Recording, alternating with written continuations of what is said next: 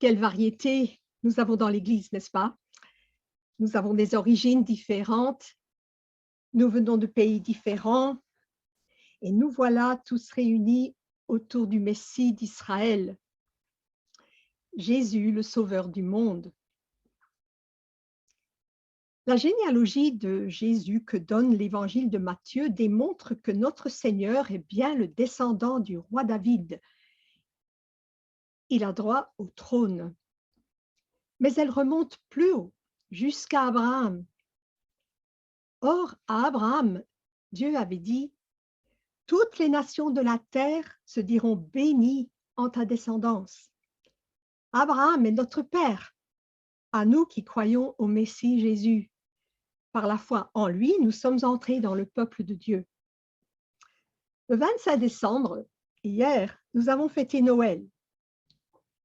Et Myriam nous l'a magnifiquement présenté. Mais le 25, c'est passé.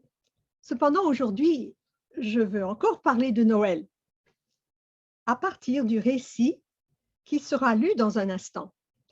La venue des mages d'Orient, Matthieu 2, versets 1 à 12. En effet, les mages sont venus plus tard que les bergers. Ils ont vu Jésus non pas dans une étable, mais dans une maison. Ils entrèrent dans la maison, nous dit le verset 11. Et après leur visite, la petite famille est obligée de fuir en Égypte. Puis quand elle revient, elle s'installe à Nazareth, loin dans le nord. C'est donc avant la visite des mages que Marie et Joseph ont le temps d'aller à Jérusalem, qui était tout près de Bethléem, pour accomplir les rites qui entouraient la naissance d'un enfant et que Luc raconte. Alors Myriam va nous lire Matthieu, chapitre 2, versets 1 à 12. Elle va plus avoir de voix à la fin du culte, Myriam. Marie.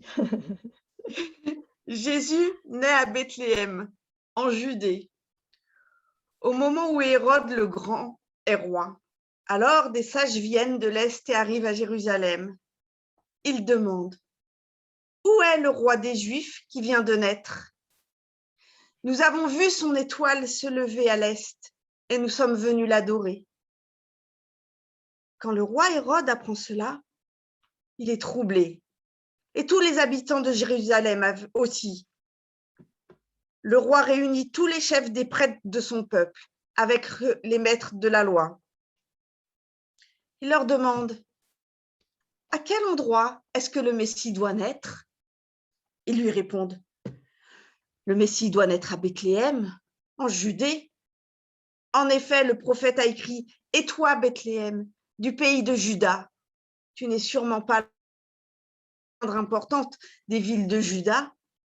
Oui, un chef va venir de toi. Il sera le berger de mon peuple, Israël. » Alors, Hérode fait appeler les sages en secret et il leur demande « À quel moment est-ce que l'étoile est apparue ?» Ensuite, il les envoie à Bethléem en disant « Allez vous renseigner exactement sur l'enfant et quand vous l'aurez trouvé, venez me prévenir et moi aussi, j'irai l'adorer. » Après ces paroles du roi, les sages se mettent en route. Ils aperçoivent l'étoile qu'ils ont vue à l'est. Ils sont remplis d'une très grande joie en la voyant. L'étoile avance devant eux. Elle arrive au-dessus de l'endroit où l'enfant se trouve et elle s'arrête là. Les sages entrent dans la maison et ils voient l'enfant avec Marie, sa mère. Ils se mettent à genoux et adorent l'enfant. Ensuite, ils ouvrent leurs bagages et ils offrent des cadeaux, de l'or, de l'encens, de la myrrhe. Et après cela, Dieu les avertit dans un rêve de ne pas retourner chez Hérode. Alors, ils prennent un autre chemin pour rentrer dans leur pays.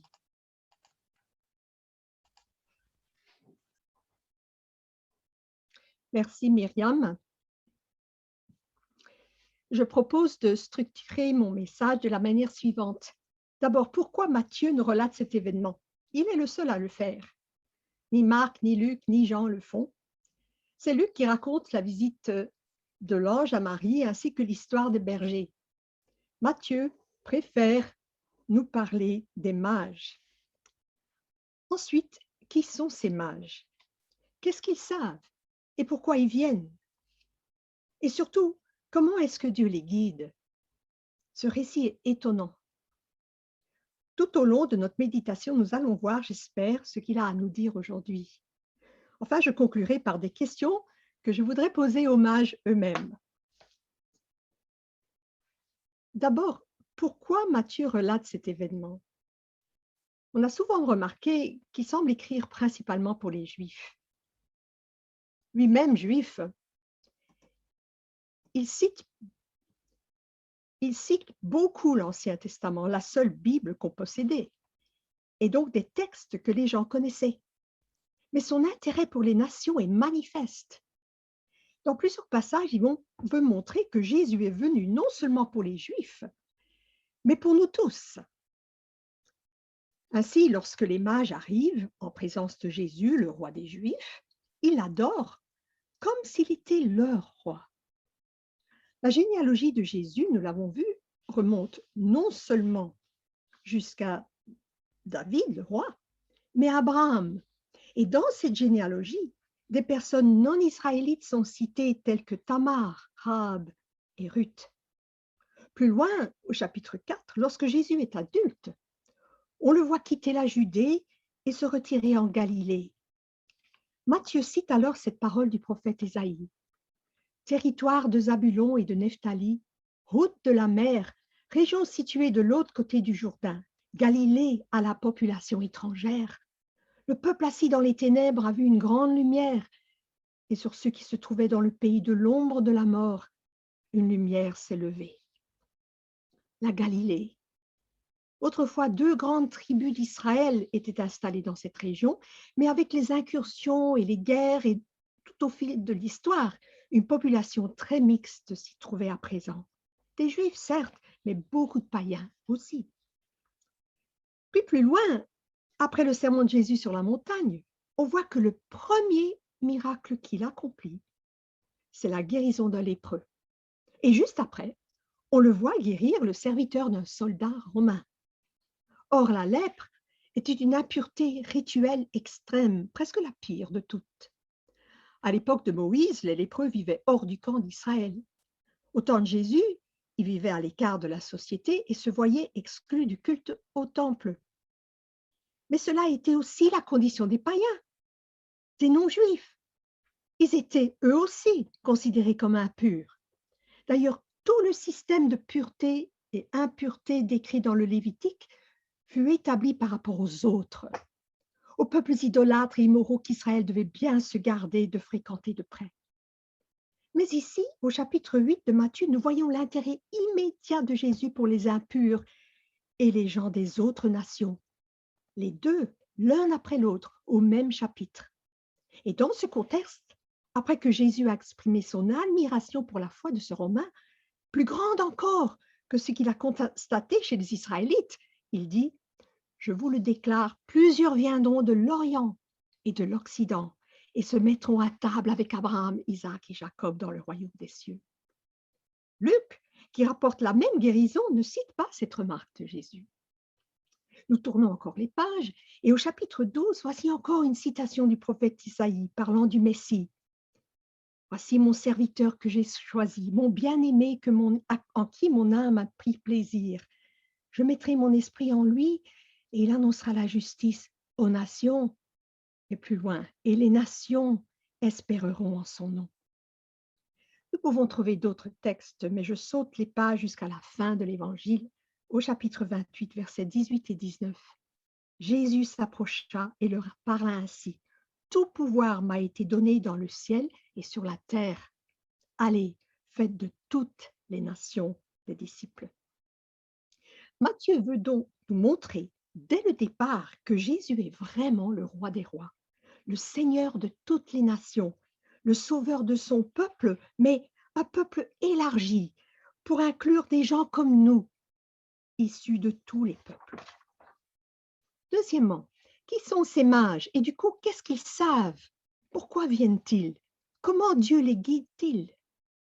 Le texte nous dit qu'ils viennent de l'Orient, mais nous ne savons pas exactement d'où.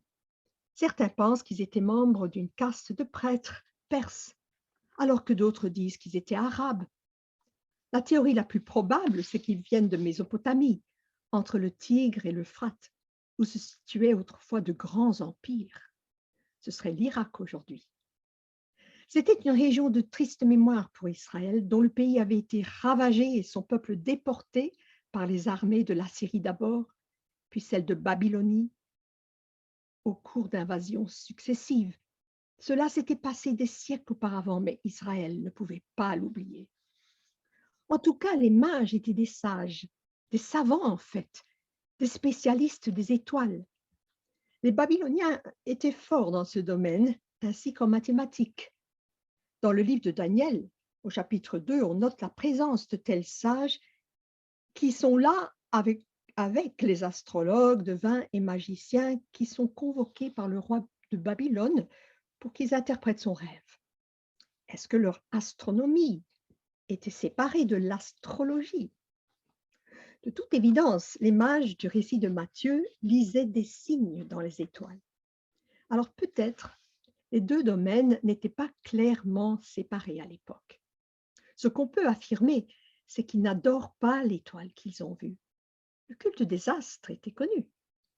Mais ils font un long voyage, plus de 1200 kilomètres s'ils viennent de la ville de Babylone, pour rendre hommage à une personne, l'enfant que l'astre désignait. Quel est cet astre? Son apparition a été diversement interprétée. Certains ont vu une conjonction de planètes, d'autres une supernova ou une comète. Tout cela est possible. Et d'autres encore estiment que c'était un phénomène purement miraculeux, surnaturel. Mais pourquoi se mettent-ils en route comme ça? Pourquoi était-ce si important pour eux de faire ce long et difficile voyage, un voyage semé d'embûches et de dangers? Eh bien, parce qu'ils ont compris qu'un grand roi de ce pays de Judée était né. Avait-il été en contact avec des Juifs? Beaucoup de Juifs vivaient encore dans cette région et au-delà. Tous n'étaient pas rentrés dans leur pays lors du décret de Cyrus leur permettant de le faire.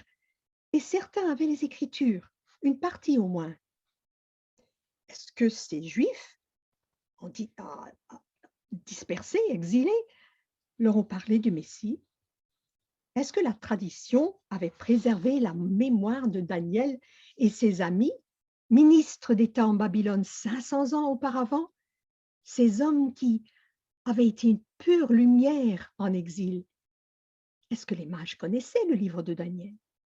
Est-ce que les Juifs de la diaspora leur avaient parlé de la prophétie messianique de Balaam qu'on trouve dans le livre des Nombres, oracle prononcé lorsqu'Israël était encore dans le désert? J'en lis une partie. Nombre 24. Je le vois, mais non maintenant.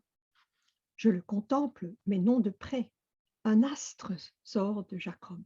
Un sceptre s'élève d'Israël. Celui qui sort de Jacob règne. En fait, nous ne savons pas ce qu'ils savaient au juste, ces mages. Mais ils se mettent en route et c'est très étonnant. Ils voyagent vers la Judée, minuscule petite contrée sous domination romaine. Eux qui pouvaient se vanter de leur grand pays. Judée veut dire pays des Juifs. Et ses dimensions étaient à peu près celles du royaume de Juda autrefois. D'ailleurs, le terme juif vient de Juda. Juste au nord était la Samarie et encore plus haut la Galilée. Mais même l'ensemble était petit. Et voilà que les mages viennent vers la Judée qui, pour les empires de l'Est, n'était rien du tout. Et ils viennent pour adorer le roi des Juifs. Quelle humilité! Ils viennent non pas pour compléter leurs études, mais pour rendre hommage, pour adorer. Est-ce qu'ils connaissent Dieu? Dieu n'est pas directement mentionné dans ce texte, même pas au verset 12 où nous apprenons qu'ils sont avertis en songe de ne pas retourner chez Hérode. Mais dans tout ce récit, Il n'y a aucun doute que Dieu est en train de les guider vers son Fils. Le Seigneur les avait rencontrés. Mais où? Dans leur métier d'abord, dans leur métier d'étude des étoiles. Souvent, c'est ce que Dieu fait, vous savez. Il nous parle là où nous sommes. Là, dans notre métier, il sait le faire. Peut-être dans votre métier, il vous parle déjà, ou il va vous parler. Peut-être des choses vont vous faire réfléchir si vous ne connaissez pas encore le Seigneur, ou même si vous le connaissez. Vous êtes peut-être amené à lui rendre grâce là dans ce que vous faites. Dieu a donc su leur parler et ils n'ont pas hésité, semble-t-il, à faire un très long voyage, un voyage dangereux. Je ne pense pas qu'ils étaient pour ce voyage habillés comme des rois.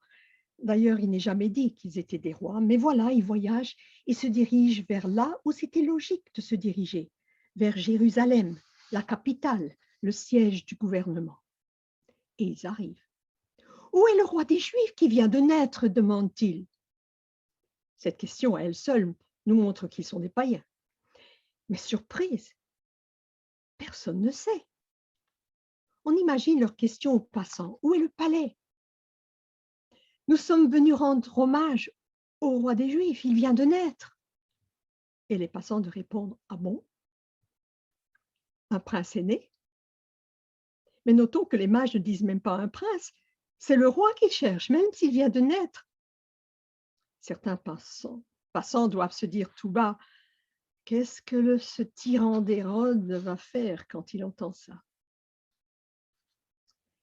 Hérode le Grand était roi de Judée à l'époque, en effet, mais il n'était nullement un descendant de David.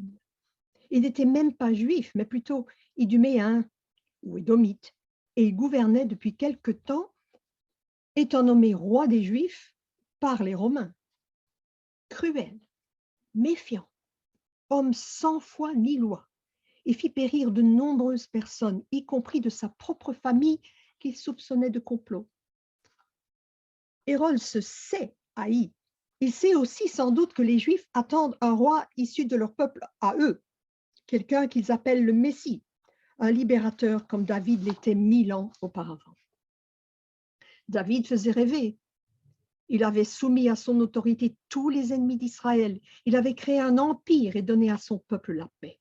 Enfin, en réalité, c'était sous Salomon, fils de David, que le pays a pleinement joui de cette paix. Et à son époque, les gens de partout étaient aux portes de Jérusalem. Israël était grand en ce jour-là. La suite est triste et par manque de temps, je ne vais pas la raconter, mais juste pour dire qu'après, Dieu a laissé son peuple se diviser, être opprimé et finalement vaincu par leurs ennemis à cause de leurs péchés. Cependant, le Seigneur leur est resté fidèle et sa promesse subsistait qu'un sauveur, le descendant de David, viendrait un jour les délivrer. Les mages sont donc amenés devant Hérode. Ils arrivent au palais et tout le monde est perturbé. Le roi Hérode, bien sûr, mais tout Jérusalem. Je pense pour ma part que les mages ont dû être assez nombreux pour que toute la ville soit troublée. Et le roi conclut que si des étrangers sont arrivés, c'est qu'il y a quelque chose à voir avec ce Messie que les Juifs attendent. Alors il consulte les scribes et les sacrificateurs, ceux qui savent, les gens religieux, les érudits du pays, pour savoir où le Messie doit naître. Et on lui cite ce passage du livre de Michée, qui désigne Bethléem, le village, vous le savez, où David est né. Alors Hérode fait appeler les mages, et il le fait en secret avant de les envoyer à Bethléem. Sachant qu'il n'était pas populaire chez les Juifs, c'est avec ces étrangers qu'il parle. Et il leur parle en secret parce qu'il complote quelque chose. Il n'envoie pas ses troupes. Cela ne lui faciliterait pas les choses. Non, tout est secret parce qu'il médite un crime. Mais voyez combien Hérode est impie. Il pense pouvoir contrecarrer les projets de Dieu. Les Écritures viennent de lui être lues. Pense-t-il pouvoir arrêter l'accomplissement d'une prophétie? Quelle audace, mais quel orgueil! Et si vous avez lu le reste du chapitre, vous savez ce qui s'est passé. Jésus a été sauvé de justesse, mais des petits-enfants sont morts et l'horreur fut immense. Mais revenons aux mages. Ils écoutent Hérode qui n'a aucune raison de les soupçonner parce qu'ils ne le connaissent pas. Alors ils partent et vont à Bethléem. Ils doivent chercher l'enfant eux-mêmes, mais ils connaissent désormais le nom du village puisque les Écritures ont été consultées. Voyez comment Dieu les a guidés, d'abord dans leur métier, maintenant par la Bible. Quelle que soit la manière dont Dieu vous touche, si vous avez commencé votre chemin vers lui à travers votre métier ou l'exemple de quelqu'un ou par autre chose encore, vous allez être dirigé un jour vers la parole de Dieu afin de rencontrer la parole vivante de Dieu. Pour les mages, il fallait cette précision sur Bethléem. Ce qui est absolument étonnant, c'est que ceux qui connaissent les Écritures, les scribes et les prêtres, ne vont pas avec eux, même pas pour parcourir ce tout petit bout de chemin, 8 kilomètres à peu près. Ont-ils peur d'Hérode? Mais ils auraient pu s'arranger, se mêler aux mages, surtout si ceux-ci étaient nombreux, et les suivre de loin. De toute façon, quelle importance si le Messie était né? Non, ces gens-là savaient beaucoup de choses, mais leur intérêt n'était pas l'adoration. Oui, on peut savoir beaucoup de choses sur Dieu et ne pas venir à lui. Savoir des choses, mais ne pas vouloir l'adorer. Vous vous souvenez de ce que Jésus dit lors d'une discussion avec les autorités religieuses? Vous étudiez avec soin les Écritures parce que vous pensez avoir par elles la vie éternelle. Or, ce sont elles qui rendent témoignage à mon sujet et vous ne voulez pas venir à moi pour avoir la vie. Les mages, eux, n'hésitent pas et ne sont pas découragés. Mais comment vont-ils trouver l'enfant? Les bergers, nous dit Luc, avaient reçu comme consigne qu'ils trouveraient un enfant couché dans une mangeoire. Il leur fallait donc le chercher dans toutes les étables et les granges du village, ce qui n'était pas dur. Mais une maison? Les mages sont guidés aussi, mais autrement que les bergers. L'étoile. Ils la voient à nouveau. Elle avance devant eux, puis s'arrête. Et là, nous dit le texte, en la voyant, ils sont remplis de joie. Littéralement, ils se réjouirent d'une joie excessivement grande. Voilà ce que leurs études et recherches leur avaient donné. Une joie excessivement grande. Vous imaginez ce qu'ils ressentent? Aucun calcul savant, aucune prédiction basée sur leurs observations aurait pu leur donner ce qu'ils vivaient. Assurément, le Dieu du ciel était intervenu. Mais alors cet enfant, qui était-il pour que le Créateur agisse ainsi? Les mages entrent dans la maison et voient le petit garçon avec Marie, sa mère, et ils se prosternent. Littéralement, ils tombent à terre et ils l'adorent. Remarquez que Matthieu ne dit pas « il les adore », mais plutôt « il l'adore », lui seul. C'étaient de vrais sages.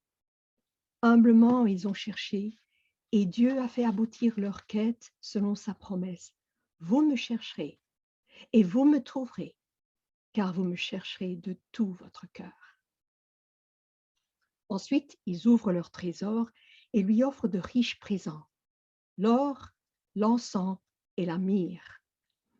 Il y en avait de 3 sortes, et c'est de là sans doute qu'est venue l'idée qu'il n'y avait que 3 mages. Des idées ont été mises aussi sur le sens symbolique de ces cadeaux, mais je ne m'y attarderai pas, sauf pour dire qu'ils rappellent l'or et d'autres présents qu'ont apportés les dignitaires venus de loin pour voir le roi Salomon, fils de David. Ils rappellent surtout le psaume 72, psaume messianique composé par Salomon lui-même. J'en lis quelques versets. Psaume 72, « Il dominera d'une mer à l'autre et du fleuve aux extrémités de la terre. Devant lui, les habitants de la terre lécheront la poussière. Les rois de Tarsis et des îles apporteront leurs offrandes. Les rois de Saba et de Séba offriront des présents. Tous les rois se prosterneront devant lui. Toutes les nations le serviront.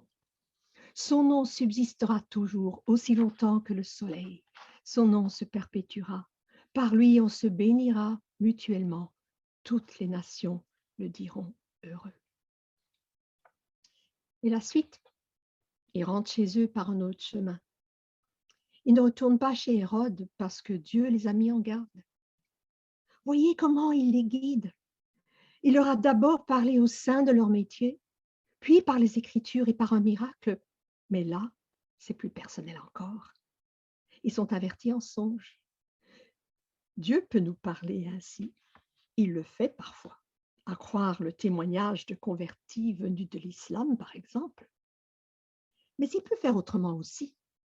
Ouvrir les yeux de notre entendement, nous donner une nouvelle assurance de la vérité que nous avons embrassée, nous faire voir Jésus beaucoup plus grand qu'avant, nous réconforter de façon particulière au sein d'une épreuve et plus encore.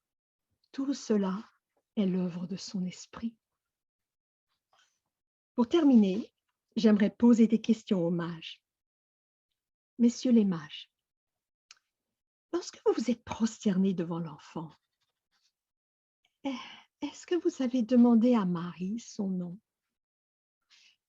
Est-ce qu'elle vous a dit, il s'appelle Jésus, Yeshua? Ah, pourquoi? Est-ce qu'elle vous a raconté pourquoi?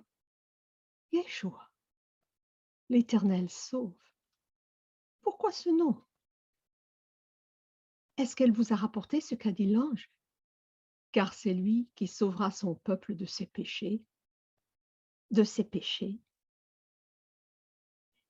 Qu'est-ce que vous avez pensé? Et avez-vous cru en lui comme votre sauveur, même si, comme David et Abraham autrefois, vous ne saviez pas tout ce que le Messie ferait pour vous?